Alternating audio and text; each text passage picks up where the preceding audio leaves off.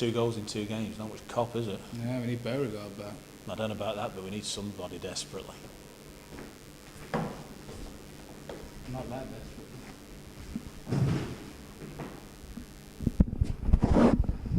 desperate. Thank you. Welcome to this week's Cats Whiskers TV.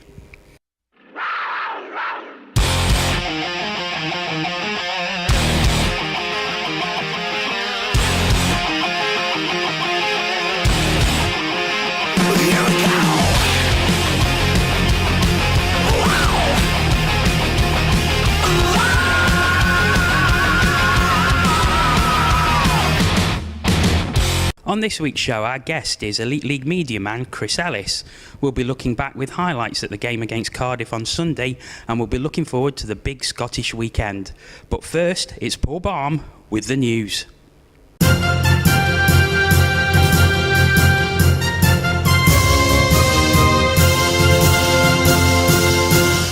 I'm Paul Baum and this is the news. Cage Forum posters decided to criticise this week.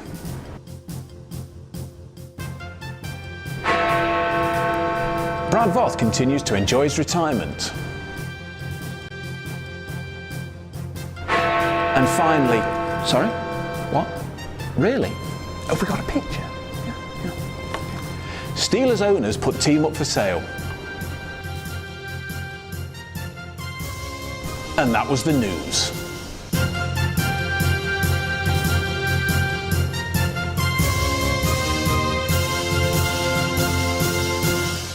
Please say that our guest this week is the Elite League's media man, Chris Ellis. Thanks for being here. My pleasure. Of course, Panthers lost in Coventry last week, and it was a week between games before another loss in Cardiff on Sunday. Here's Aaron Lord with the highlights. In what was to be a close game, it was David Ling who had the first real chance of the match, but he's denied by Auxerre, and at the other end, the Panthers' defence is just as strong as they keep out Didier Mete. Now we had to wait till the second period for a goal to be scored. Assisted by Levers and Myers, David Clark puts the Panthers 1 up. And as much as Cardiff battled and made some good hits, it was to remain at 1-0 with 40 minutes gone.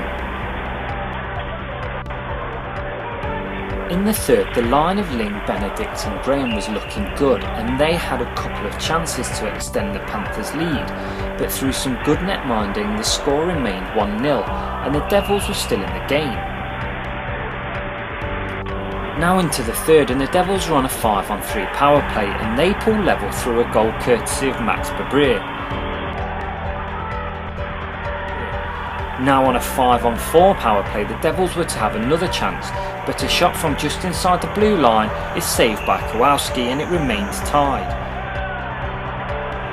But the Devils were to get their second power play goal of the night, and it was to be Babrier's second of the night as he puts the puck past Kowalski and the Devils go 2-1 up. Late on, David Ling had a couple of bites at the cherry, but it was to be the Devils' night as they took the win and the 2 points.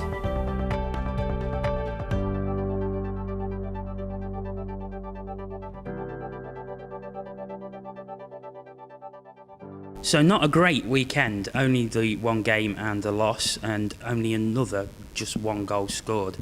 Chris, what's your opinions of it?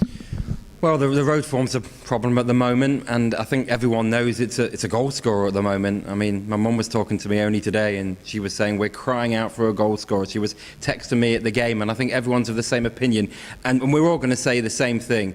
It's a Beauregard. You know, the Panthers are missing Beauregard so much. I don't think they realised how much they would miss him. They've got talent. There's some great players on this team, but Beauregard is the key. And it looks like defensively they're sorting things out, doesn't it, at the moment? But a sniper, just that guy to get you the goal, it's a problem at the moment.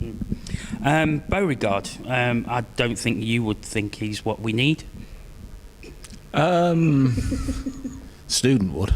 And I agree with him. No, and I agree with what Chris was saying. You know, you look at, I mean, Gallivan was the one who, whilst it wasn't explicitly said by the club, was sort of built up as, you know, as Beauregard's replacement. You look at the highlight reels on YouTube, and he looked that sort of sniper. But I think he's only scored 1 goal so far all season in Hull at the first game of the season, and that's weeks ago.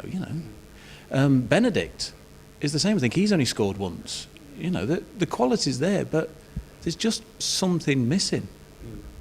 Do you think it's Nielsen hasn't found the correct formula for his lines yet? Because there seems to be a few changes. I mean, if we take Anthony Stewart as an example, he started on the line with Matt Francis and Robert Lakovic, and I thought he looked great on that line.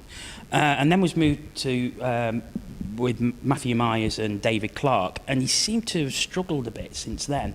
Yeah, I think he's admitted that, hasn't he, to Mick Holland in the Evening Post. He's still working on his lines, and I guess because Panthers didn't have that time to prepare as much. Normally Panthers have been quite good at bringing their players in early, but this time they've had one or two problems, didn't they, with visas, and especially someone like Benedict got here really late. So we were behind some of the other sides, especially like Sheffield. I think they got players in, and Belfast. So I don't think that helped. And because there's a lot of new players, the likes of Gallivan and the likes of Graham and Ling, of course, I think that he's just struggling to know who fits with who. Now, Francis is the one man to me who's been consistent. I've not seen many of the away games, but he has been consistent home and away.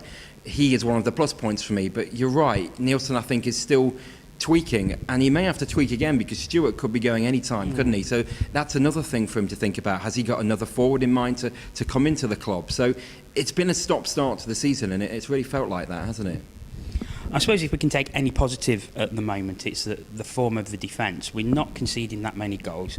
Craig Kowalski seems to be in excellent form at the moment, and the defence seems to be holding firm, and that's normally something that we do struggle with, as we have in seasons past. And it sort of coincides with Corey Nielsen going back behind the bench. Now, I read today that it's probably going to be another few weeks before he's fit again. And I'll ask you the question, Paul. Do you think he should suit up again, or do you think he should stay behind the bench when he's fit? That's it. Ask me the easy ones. That's a difficult question. He's, I've had my problems with Nielsen in the past. I think sometimes he almost gives the puck up for fun, just for the thrill of the chase. But yes, the defence has improved, but is that because we're starting to gel? They're starting to gel as a unit. But is it because it's not him? I don't know. That's Chris, that one, not me. I will do. Chris? Well, I've got an answer. Corey should suit out. I think he is one of the best defencemen in the league. I think he's a bit like Marmite, Corey Nielsen. You kind of either love him or hate him. But there's things that Corey Nielsen can do on the ice that very few players can do. I remember a goal in a playoff semi-final, I think against Belfast, with a few minutes to go. He sent the pass down the rink to Jay Galbraith for a one-on-one to score the goal. There was probably very few players, apart from Jade himself, who could have done that in that game. So in that sense, I think Corey Nielsen, not just offensively, he's got to come back, he's got to play. Now, I think we've been playing a more defensive style of play since Nielsen's been injured. You look at the way they play, they are a lot more defensive. Nielsen's always been an offensive defenseman. So I think because Nielsen's out of the lineup, and Weaver, another offensive defenseman, we've played more defensively as a team. And you can see that with the goals output. Maybe that's a correlation there as well. But if you ask me a question, should Corey Nielsen get his kit back on? Yes, and it can't come soon enough. Okay, fair enough. Moving on to other events in the league, I mean, our closest rivals are Sheffield. They won 3 out of 3 at the weekend. Of course, 2 were Challenge Cup, but still it gives them that momentum. However, that was completely overshadowed by the Tom Sestito hit on Andrew Ward. So we know now that he's been cleared. Is it just a case of the bigger guy against smaller guy and getting called for it? Well, it's a tough one really, because when I heard about the hit, I thought to myself, there's a big thing on here. There could be a ban. You were reading various tweets and posts on the internet, and hysteria was almost breaking out, and I thought this could be a bad hit. But once I saw the hit, it's clearly not a check to the head. I think what happens is, obviously, because the guy gets injured, he gets hit with such a force, because he got concussed, people immediately assume it's a check to the head. And of course it appears not, and it's nice to know that this chap is on the mend, the lad Ward, and it's good to see, but it was just a size, as you say, it was a size issue. It was a big guy against a small guy. It was almost like an NHL type hit. And yeah, like I say, I thought maybe without seeing it, a ban could be coming. But it's a funny area, and we talked about this, didn't we, before earlier? That basically, check into the head, and in the old rules, if you had your head down, it was fair game. It's not now. Now, of course, this wasn't a hit to the head, but it's such a dodgy area, it's such a dicey area. But no, Simon Kirkham is doing an excellent job, I think, as a disciplinary chief, and he's taken his time to tell people about his decisions, and I think this one he's got right. Do you feel there's a bit more transparency this season about the disciplinary committee? Because they're even telling us now about reviews that have been looked at and overturned. Yeah, I mean, one of the things that's been pointed at the Elite League before is, that they don't tell us anything. And, it can only be good if they are doing. They don't need to go into every detail, and they shouldn't do. There are certain things that we as fans really shouldn't know. But, yeah, I mean, it can only help, because it helps us understand what they're doing, and that helps us understand the Elite League as well. Yeah. Okay, thanks for the moment. But Chris, you've got some work to do now, because you're facing... I'm nervous. You're facing the students' quickfire questions. Brilliant. Hold on to your hats. It's time for the students' quickfire questions. That's if he can get out of bed, of course. Let's find out about this week's contestants. Tonight's contestant is Elite League media man Chris Ellis. He's in his 30s, has brown hair, and his hobby is spending time on trains. Elite League media man Chris Ellis, you're facing the students' questions this week. Got 30 seconds on the clock, please. Time starts now. Crosby or Ovechkin? Crosby. Wrong. Yes or no, Hull is the most versatile arena? No. Elite League Sky Show or Cat's Whiskers TV? Cat's Whiskers TV? You're sacked. Have you ever put a Karamak underneath a squirrel? No. You should. Netto or Lidl? Little. Lock out or lock in? Lock in. Is pepper on chips strange? No. Attack or defence? Attack. Ice hockey voiceovers, Aaron Lord or Chris Ellis? Aaron Lord's the next best thing. Thanks for facing the students' quickfire questions this week, Elite League media man Chris Ellis. Join us next time for more student quickfire questions. You know you want to. Do you enjoy that then? Well, I was nervous. I've been nervous about a lot of things in my life, but certainly pressure on there. Well, we've got a few more questions for you now, and thanks to all the fans who sent us questions via Twitter and the various forums that we asked to put to you. So, got a few of them now. So first off, Craig Anderson from Slapshot Scotland asks... Oh, good old Craig. Yeah. How did you get involved in hockey, and what do you love most about the sport? Oh, right, OK. Well, how long we got? I'm sure we've got to be off air soon. But no, well, I started actually to go to hockey in the old barn as a fan. We started to go a little bit as a family. My dad took me a couple of times, and I went with my friends as well. And it was actually the season, when I started to go the most regularly was the last season in the old ice rink. I'd started to go just occasionally before that. And I wanted to get a season ticket, and I thought to myself, love to get a season ticket for this, I really enjoy it. And lo and behold, Colin Frey, who many of you will know, did Panthers in the old days, and then obviously took up the Forest mantle and is now the Forest correspondent.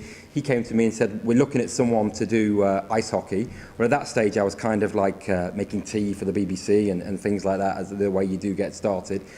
He said, would you like to kind of be the reporter? You'll go to home games, you'll provide reports on a Saturday night into the beat and do interviews. He says, is that something that interests you? I'd started to do basketball, actually. The Nottingham Knights, they were called. I don't know whether you remember them. Yeah. So that was kind of my first sort of real gig as being a reporter.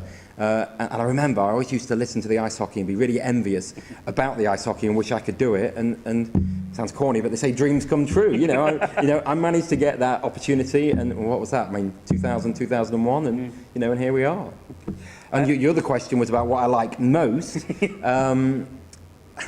I think I like the friendliness, not just from the fans, but from everyone connected with the clubs. I mean, I've got to say that over my years, never had a problem. Any player will allow you to do whatever you want. They'll let you do interviews. The clubs, as you're finding out, are very approachable. Yeah, it wouldn't happen in football, would it? No. And I've been a Forest fan for many years, and I love football, but you don't get that sort of closeness.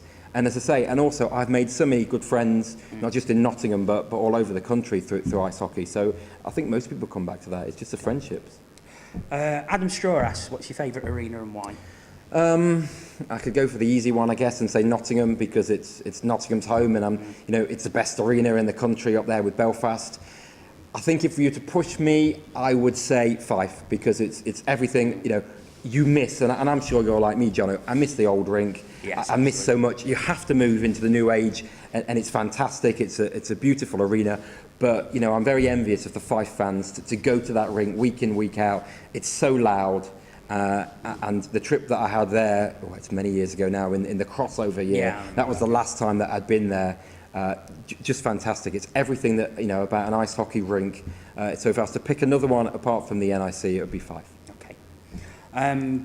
Paddy Smith, okay, we know him from View from the Patrick, Bridge podcast from Kingdom of the Giants. He asks, the BBC have various media streams that have attempted to popularise the Elite League, but with limited success. Why do you think that is?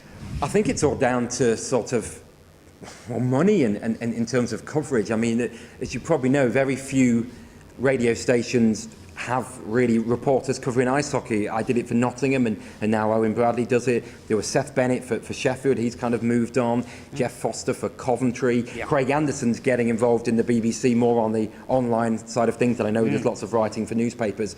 But the problem is contrary to sort of popular belief, there's not a lot of money in the BBC. And once you get down to these sports like ice hockey, there just isn't the sort of budget. You wouldn't believe the sort of, the money that isn't available. You think that there's just I remember I went to Belfast a few years, and people would be in the bar going, "Oh, I bet this is all on expenses, careers." It just isn't like that. There isn't the money to cover that level of sport, and so the problem is it's really down to funding. I mean, even BBC Radio Nottingham, they're cutting costs year on year, month on month even. They're having to let people go. I mean, that's only one station that I know firsthand about. And the problem is, it's getting ice hockey into the mainstream. I would want nothing more than ice hockey to be a big sport in the UK, but at the moment it's not. Now, whether it can ever crack it, who knows? But I say the problem is how many people watch hockey in a weekend? 20,000 maybe? Yeah. That's not a lot compared to football. So it's a case, and I know that there's been talk of maybe something on 5 Live or 5 Live Sports Extra, a regular show, and there are people high up the chain who like ice hockey, and hopefully that might happen. But to get it on a consistent basis is quite hard. Okay. Douglas Lafferty, who's a Braille fan, he's asked, could the league run and organise live game streams at all games for fans who can't go? Yeah, I've actually seen him talking about that, and he's actually been in contact with me before about similar things. Obviously, Coventry have had one now. Belfast is quite long running. Edinburgh have started. I noticed Fife and Hull have even done some recently. I think it's kind of it's a double-edged sword, really, because I think some owners think that if they start doing webcasts, people won't come to their games. Now, you might on one hand say, well, they'll pay £7 to watch a webcast, so it won't be much different to a match ticket. But then, of course, it's the setup cost as well. It's getting the consistency. Now, maybe in the future there might be a way to get some way on board that everyone could do it. But, I just think at this moment in time, the clubs that do it, they have their own reasons. It obviously works for them. But there's also clubs, and whether you agree with it or not, and I actually don't agree with the opinion, and I'd have that discussion with the clubs before, but they're very entitled to, and they may even have the figures. But I think they might think number of people not going to the matches, and as I say as well, it's the cost. It's getting someone to do it. I mean, in Nottingham you've got someone ready-made in Gary Moran or Owen who works on the DVDs there, but there's probably some other clubs who don't have anyone in the first place. So it's getting that consistency, but you never know for the future. Okay, final one, and our old mate Simsy got in touch, and he said he's asked me to ask you to tell the story about the 4 a.m. phone call from Belfast. Yes, I'd seen that one had been muted. I kind of deserved it. It was the first year of the Elite League, and Nottingham re-signed Lee Ginman around about Christmas time, wasn't it? And I'll never forget, he called me to say he was coming back, absolutely thrilled. And then not long after, of course, the old wage cap, how are Nottingham affording Lee Ginman? And I remember saying to my BBC colleague, Seth Bennett, shows you should never trust a journalist, I said, Steelers are just sour. We've signed a great player in Lee Ginman. They're just really annoyed that we've signed Ginman, and we're now going to win the league. That was my bold prediction. So at 4 a.m, Belfast had won the league, I think on the Friday, perhaps on the Saturday night, so it was early hours. I'm lying in bed, the phone rings, Simsy. I'm like, what? Oh, he's like, Chris, you're going to win the league, are you? And him and Seth Bennett and who knows, however many Steelers players started to chant down the phone at me. And Steelers had won the league, of course. And that sort of bold prediction came back to bite me. And I don't really make bold predictions anymore. And then, of course, the next day was when Simsy paraded around in a white suit. And I think a very drunk Steelers team beat a sober Nottingham team. I can't remember the scoreline, but Is that the one when you look like Colonel Sanders? Who, Simsy? Yeah, you can't get that sight of that white suit, almost Don Cherry-esque, wasn't it? Because you and Simsy enjoy your KFCs from here. Yeah, we do. Yeah, we do. From our live game times, it would be KFC and or McDonald's. All right, thanks for that, Chris. Cheers, Jono. Sad news reached us today as it was revealed that former Sheffield Steelers captain Dennis Vial has had a cardiac arrest while playing a game in North America. Everyone at the show would like to wish him all the best and hope he makes a speedy recovery. Okay, sad news really, because we all know Dennis from his many battles with Barry Nycar. Yeah, I mean, you've probably not had many two better winning combats than them. You know, you get misty-eyed, don't you, and say you miss those days. Vial and Nycar, the bench clearance, it seemed to go on for years. It probably was only like it's still not finished. Yeah, I mean, again, he was one of those players that if you were a Nottingham person, you hated, but secretly you would love to have him on your side. What a true competitor. You know, epitomised everything about that Steelers side when they won. And like you say, let's hope he's on the mend. Yeah, absolutely. Moving on to the weekend now, and of course it's the storm after the calm. So after 2 games in 2 weeks, Panthers now have, 4 games in 5 days. So a bit of a heavy schedule. So travel up to Scotland on Friday for a game against Braehead, then Edinburgh, Fife, and then Edinburgh again at home on Tuesday. So a real tough schedule. Yeah, absolutely. Yeah, I mean, I keep saying we, don't I? And I suppose I should be more neutral these days. But everyone knows that where my heart is in Nottingham. But yeah, I mean, hopefully something like this will galvanise the side. A trip away together. It's a long road trip. I guess they'll go up on Friday morning. They'll come back on Sunday night, and it might be just what the side needs. It's going to be a tough run of games. I mean, Braehead are beginning to hit form.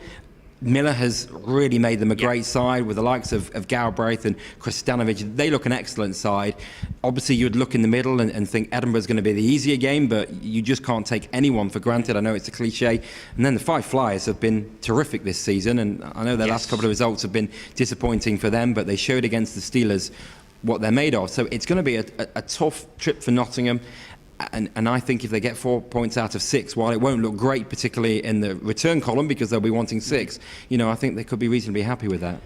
Because I mean, you could probably say that after 2 defeats, the form's not there at the minute, and you really don't want to be playing Braehead in your next game, and then you've got a 3-game series, and your last game's against Fife in Fife. It's going to be really tough. Yeah, I mean, the form's not really been there all season, and I was chatting the other day to David Clark, and he was saying we normally go out like a train, and sometimes by now we're 10-0 or 10-1, and we've had the Continental Cup to get in our way before, and things like that, or the 2020 or Kowalski's injury, which was a bit later in the season. I think. In a strange way, this might not be the worst thing in the world for Panthers, because they haven't gone out like a train. The expectations haven't been raised. I think people, as usual, started the season on a high, but now they're reined in a bit, and they're thinking, actually, this side isn't as good, perhaps, as we expected. So, that I don't think that pressure is on as much in a strange sort of way. So perhaps it will work better for them. And with the conference structure now, you look at the league table. I'm sure I was looking earlier, between 2nd and 6th, there's about 4 points. It's not a lot. It's not a lot. And it's going to be like that all season. So yeah, it's a tough run for Panthers at the weekend. But I say, in many ways, that the galvanising of a trip together, and the pressure not being on so much, I think could work in their favour. Of course, Braehead are supporting breast cancer care at the game on Friday, and will be wearing special pink jerseys and having collections. If you're going, please give generously, because it's a great charity to support. Also, the Nottingham Lions, they're at home on Sunday as well, and they've had a great start to the season. And they're playing Sheffield Spartans on Sunday night. I think it's a 7:15 face-off, so get down there if you can. Have you managed to catch any Lions games? No, not for a while. The coach, Matt Bradbury, is a good friend of mine. Obviously, he was involved many years ago, wasn't he? And I think he was the man that they used to have an import or two, didn't they? And he turned them into an all-Brit team. And obviously, he started all that. And then there's been numerous coaches over the few years. And now Matt ends up back there. So obviously, I keep a good eye on them. And we talk from quite often on the phone and whatnot. And he tells me how things are going on. And obviously, it's great to see. I mean, I couldn't believe they managed to go down, in that dramatic final game of last season, but they've had a great start to the year, and it looks like to me, again, looking from outside but keeping up to date as much as I can on the internet and stuff, that they look well placed to go back up again. Well, Chris, it's been great having you on the show this week. Thanks for coming on. I know we've been after you coming on for a while, so it's great to have you here, and we'll hopefully have you on again before the end of the season. Yeah, thank you very much, Jono. Cheers, Chris. For those of you that may remember, Panthers had a game cancelled in Belfast on the 1st of December due to a fight taking place. The game has now been moved to November the 30th, which is the day before. However, Belfast were due to play Fife on that day, and of course some Fife fans are understandably very, very upset. Well, who can blame them? I think it's shocking. I mean, are you telling me that the only day that Belfast and Panthers could find that was mutually exclusive was the day before? It's all about money. I'm sorry, but it is. And of course, some Fife fans are now obviously lost refunds, lost deposits. They've probably booked hotel rooms, they've booked flights. They're not going to get that money back. Do you think there's something that should happen or could happen? Should and could, I don't know, but you'd hope so, because I mean, when you read Belfast's press release, and we were talking earlier about being more transparent, and they said, we've looked and there's only 2 tickets that's been sold to a Scottish address. Yeah, because a lot of people, the Fife fans, will be turning up, will be buying on the day or haven't bought those tickets yet. But they'll have booked the flights, they'll have booked the accommodation, because obviously the earlier you do those, the cheaper you get them. So that at the end of the day, on a trip like that, the ticket is actually the least, the smallest expense. But of course, not only Fife fans as well, because Panthers fans have been messed about because the game's been moved back a day, forward a day. Therefore, that's other flight arrangements and hotel arrangements have got to be changed that also cost money. Yeah, that's very true. I mean, but this is going to happen when arenas, move a less lucrative deal like ice hockey for something that they're going to make more money on. So they'll make a hell of a lot more money on the fight than they will that. But we've not got much more left on the tape. We could talk about that one all night and still get nowhere. Good. And I suppose it's something we will keep an eye on in the coming weeks. Well, it's going to happen again. Okay, well, that is all for this week's show. Thanks very much for joining us once again. I will be in Edinburgh and Fife this weekend with the camera and a microphone, so if I do come looking for you, please don't run away. Come and speak to us, because we would love to talk to you while I'm there. And next week we will be looking back on the Scottish weekend, the game against Edinburgh on Tuesday, and also looking forward to the Sheffield game the following weekend. So until next week, goodbye.